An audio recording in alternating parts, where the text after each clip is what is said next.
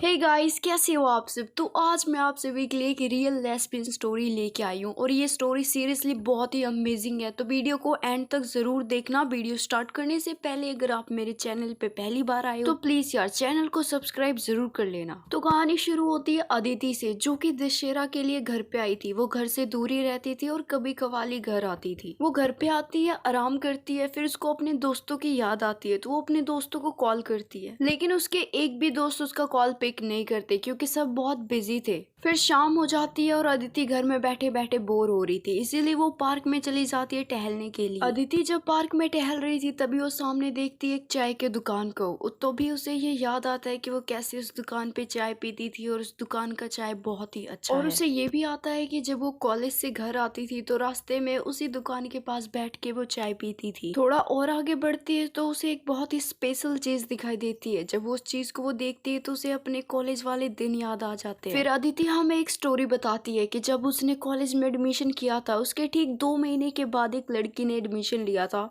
और वो लड़की अदिति के बिल्कुल सामने वाले डेस्क पे बैठी थी। अदिति ये भी बताती है कि ये वही लड़की थी जिसके वजह से पूरे क्लास में हंगामा मच गया था। एक बार जब अटेंडेंस हो रहा था तभी उस लड़की का नाम बोलते हैं और उस लड़की का नाम होता है ईशा, और तभी से अदिति को भी उसका नाम पता चल जाता है। फिर ईशा जब यस सर बोलती है तो उसकी वॉइस बहुत ही खूबसूरत लगती है, मतलब बहुत ही प्यारी होती है उसकी वॉइस, तो पूरी क्लास उसी को देखने लग जाती है। फिर टीचर ईशा को कहती है कि तुम वही हो ना जिसकी आज पहली क्लास है। तो ईशा कहती है यस सर। ईशा की आवाज सुन के अदिति बिल्कुल खो जाती है क्योंकि ईशा की आवाज सच में बहुत ही अच्छी थी। अब अदिति ईशा से बात करना चाहती थी क्योंकि अब वो उसको अपना दोस्त बनाना चाहती थी और अदिति को समझ नहीं आता कि अब वो बात कहाँ से शुरू करे। पर फिर भी अदिति हिम्मत जुटाती है और अपनी लड़खड़ाती आवाज में उसे कहती है कि हेलो, क्या नाम है आपका, आप नए आए हो। तो ईशा उसकी तरफ गुस्से से मुड़ के देखती है और कहती है कि तुम क्या करोगी मेरा नाम जान के। अदिति को अब ईशा बहुत पसंद आने लगी थी। वो मन ही मन में ईशा को अपने बनाने के सपने देखते रहती थी। अदिति अब दिन रात बस उसके बारे में सोचती थी और उसे ना दिन की खबर थी ना रात की फिक्र।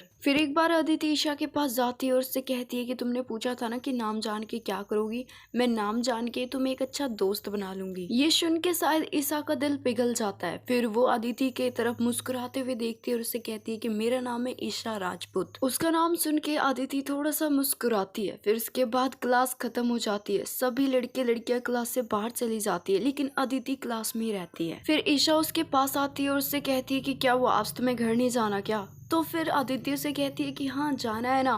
फिर ईशा उसे कहती है वैसे तुमने तो मुझे अपना नाम बताया ही नहीं। फिर अदिति उसे कहती है तुमने पूछा ही नहीं। फिर ईशा उससे हंसते हुए कहती है अच्छा ठीक है चलो बता दो क्या है तुम्हारा नाम। तो फिर अदिति उसे कहती है कि मेरा नाम है अदिति राजपूत। फिर ईशा शॉक हो जाती है और उससे कहती है कि क्या तुम भी राजपूत हो। तो वो कहती है हाँ। इससे पहले कि वो दोनों एक दूसरे से कुछ और बात करते तभी उनके सामने एक कार आके रुक जाती है क्योंकि वो दोनों बात करते करते गेट के पास पहुंच गए थे और वो कार आई थी ईशा के लिए। फिर ईशा उस कार में बैठ जाती है और वो वहां से चली जाती है और अदिति उसे देखती रहती है। फिर उसी शाम को अदिति उस चाय वाले टपरी के पास जाती है चाय पीने के लिए क्योंकि मैंने आपको बताया कि अदिति को उसकी चाय बहुत पसंद थी। फिर जब अदिति वहां पे चाय पी रही थी तभी वो देखती है कि सामने वाले कैफे पे तो ईशा बैठी है। वो ईशा से बात करना चाहती थी लेकिन ईशा ने अदिति को अभी तक नहीं देखा था। फिर अदिति अपना चाय खत्म करती है और वो चाय वाले को पैसे देती है और वो जब दोबारा ईशा को देखती है तो ईशा वहाँ पे नहीं होती। फिर ईशा पास की एक नदी के पास जाती है और वहाँ जाके बैठ जाती है। फिर ईशा मन ही मन में बोलती है कि काश मेरे साथ अभी ईशा भी होती, मेरा हाथ पकड़ के यहाँ बैठी होती। फिर अदिति हमें बताती है कि वो मेरी धीरे धीरे एक अच्छी दोस्त बन रही थी लेकिन ईशा ज्यादा अदिति से बात नहीं करती थी और दूसरी तरफ अदिति वो तो बस ईशा से बात करने के बहाने ढूंढते रहती थी। फिर एक दिन ईशा कॉफी पीने के लिए कैफे में जाती है और वो तभी सामने अदिति को देखती है जो कि चाय पी रही थी। फिर वो अदिति के पास जाती है और उससे पूछती है कि क्या तुम मेरा पीछा कर रही हो। तो फिर अदिति उसे हंसते हुए कहती है अरे पागल, मैं तो यहाँ पे रोज चाय पीने के लिए आती हूँ, मैं क्यों करूंगी तुम्हारा पीछा। फिर अदिति उसे कहती है क्या तुम भी चाय पियोगी। तो फिर ईशा उससे कहती है हाँ क्यों नहीं, लेकिन मैं तुम्हारा जूठा पीऊंगी। फिर अदिति उसे अपना चाय दे देती है। फिर वो दोनों चाय पीने के बाद पास के नदी के पास जाते हैं। फिर ईशा अदिति से पूछती है कि और क्या क्या पसंद है तुम्हें। तो फिर अदिति उसे कहती है कि मुझे इस नदी के पास बैठना पसंद है, इस नदी के चारों तरफ देखना पसंद है और चाय पीना भी पसंद है।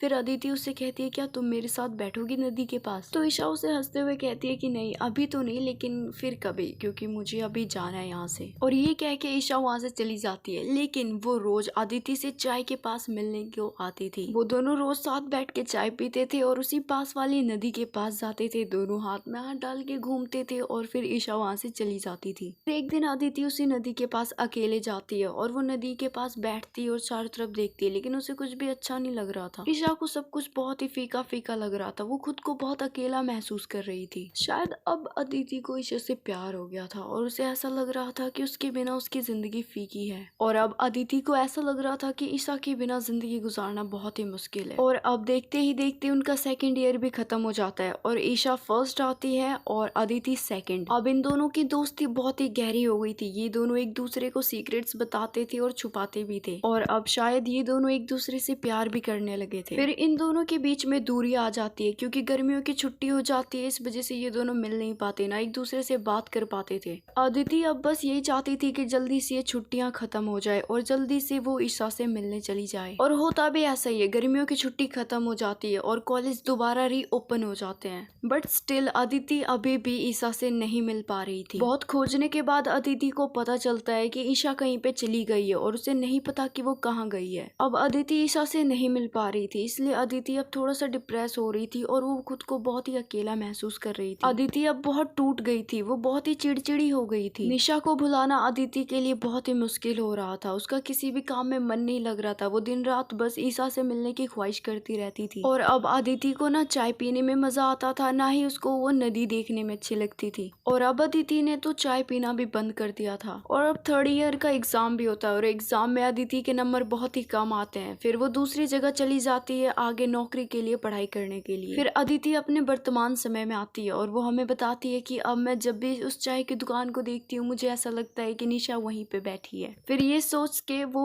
उस पार्क से जाने लगती है और तभी उसे पीछे से कोई आवाज देता है और वो जब मुड़ के देखती है तो वो देखती है कि उसे तो ईशा पुकार रही है। फिर वो जब ईशा को देखती है तो उसे यकीन नहीं होता, वो थोड़ी सी पागल हो जाती है और वो पागलों की तरह नीचे बैठ जाती है और वो खुद से कहती है कि नहीं ये ईशा नहीं है, ये इसका भ्रम है, ये ईशा नहीं हो सकती, ये बस मेरा भ्रम है। ईशा के अब पैर लड़खड़ाने लगते हैं और उसे अब कुछ समझ नहीं आ रहा था कि उसके साथ हो क्या रहा है और वो अब करे तो करे क्या। फिर तभी उसके सामने ईशा आ जाती है और वो अदिति को कस के गले लगा लेती है। गले लगाने के बाद उन दोनों की आंखें नम हो जाती है, वो दोनों रोने लगते हैं, लेकिन फिर वो दोनों खुद को संभालते हैं। फिर ईशा हंसते हुए अदिति को कहती है कि चले चाय पीने। फिर वो दोनों चाय पीते हैं और झील के पास भी घूमते हैं, लेकिन अब अदिति के पास इतनी हिम्मत नहीं थी कि वो ईशा से पूछ सके कि वो कहाँ चली गई थी। फिर ईशा उसका हाथ पकड़ के कहती है कि चलो नदी के चारों तरफ हम चक्कर मारते हैं। फिर अदिति के पास एक और सवाल आता है और वो ईशा से पूछना चाह रही थी कि क्या इतने सालों में, इतने दिनों में तुम मेरे से मिलने क्यों नहीं आई, क्या तुम्हारा कभी मन नहीं किया मुझसे मिलने का। लेकिन अदिति वो इससे नहीं पूछ पाती। फिर वो